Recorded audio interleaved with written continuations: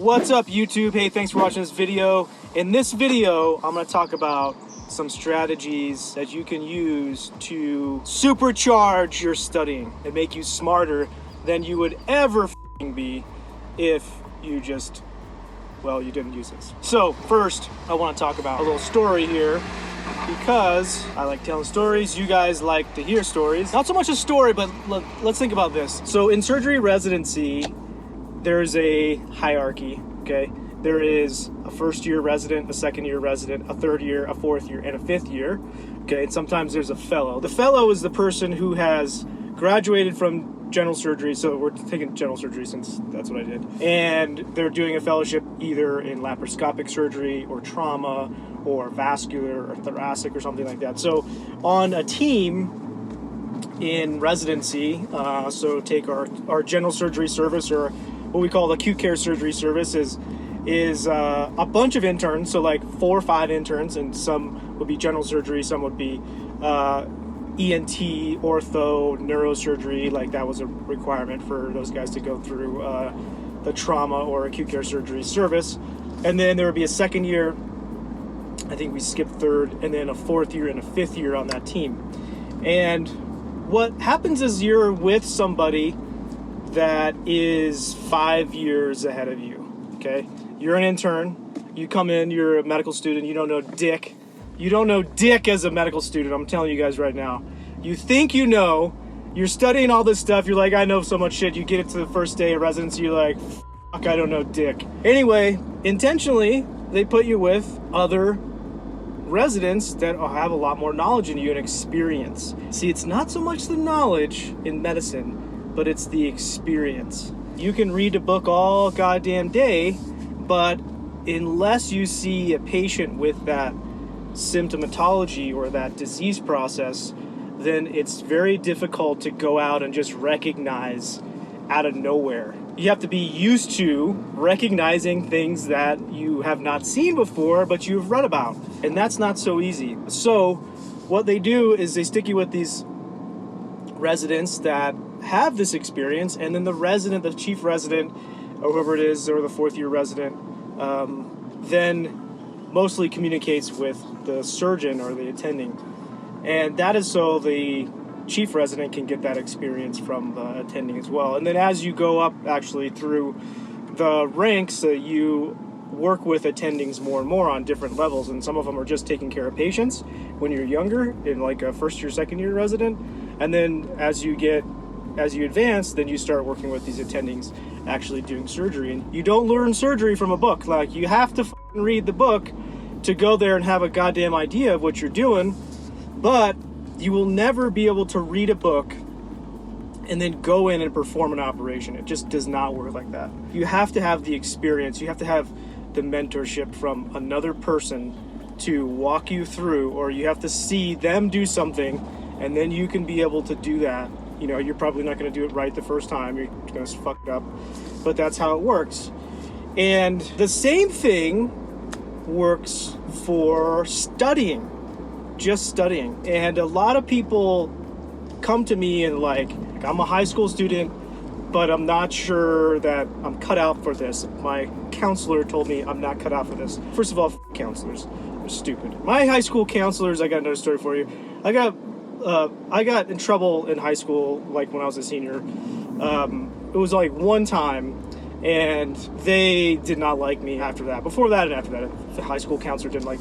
Turns out the 2 high school counselors who were married were fucking each other to boot. Listen, I think I've talked about this before, but only listen to people who have done what you want to do. If that high school counselor has not become a surgeon and you want to be a surgeon, don't fucking listen to them. You have not been around the right people yet. The right people who have showed you how to study. You think they're simple things and you think you should get these in school, but you don't always get it. And if you don't get it in school, you got to get it somewhere else. Or you're going to just struggle your entire life and be like, I don't know why the fuck I can't do anything. I don't know why I can't read. I don't know why I can't take tests. People used to say all the time, well, I'm not a good test taker. Well, motherfucker, you aren't around people that are taking tests well. You can learn it, but if you're doing it by yourself, it's like, you know, trial and error, trial and error, trial and error, trial and error. Well, that takes time. That might take you 50 years. Are you going to hang in there for 50 years trying to take a test well? No. Hell no, no one's going to do that. So if you get with somebody that can teach you and be like, oh yeah, this is how I take tests. Boom. Like this is, oh, here's a trick. Here's another trick. Here's a blah. Put these 5-10 tricks together. All of a sudden, I mean, I call them tricks, but they're not really tricks. They're techniques. They're skill sets. Put them all together. All of a sudden, you're a good test taker. I failed my oral board exam.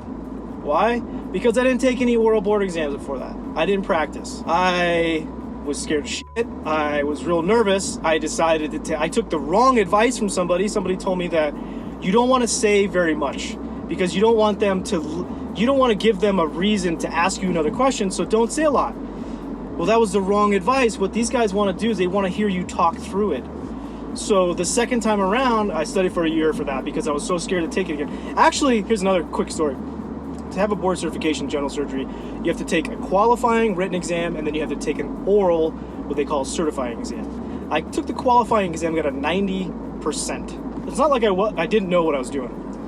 I go to the oral exam, and I'm shitting my pants because I rarely take oral exams, and I had like stage fright. I mean, I do video now. This is one of the things that's kind of strange, but I was really scared to speak in front of people for a really, really long time. So this was, same thing. So I was like, I like this idea of not talking this shit out, just giving, one-word answers. Well, they didn't like that. They wanted me to talk through it and to understand my algorithms and how I thought about things. So when I failed that first time, it was 2010. It took me till 2012 just to get the balls to start to study for that test again and say that I'm going to take it.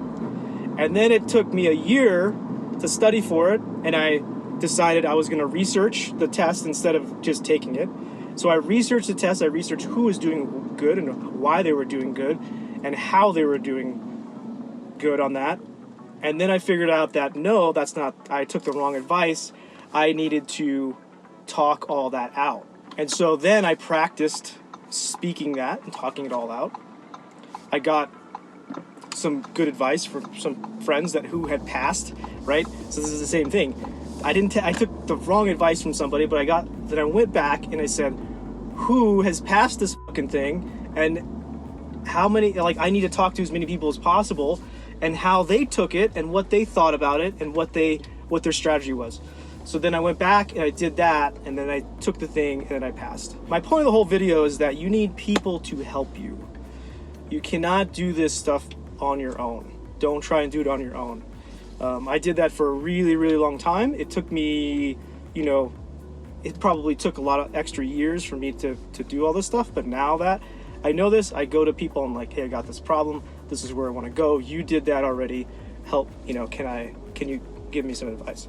That is a very, very important thing. And it even goes beyond just studying and your work and all that stuff. It goes into all aspects of life. So I hope you guys like this video. If you like these videos, you should share, subscribe, like, all that good stuff. Oh, by the way, I do have a study course that I teach you how to study, how I study. The tricks and tips I learned from basically when I was failing. I got a 1.7 GPA, and then I turned that into basically straight A's in college. So I teach all that stuff. If you'd like to hear about that kind of stuff, or you're having trouble in college, go click the link below. It's secretstudyhacks.com.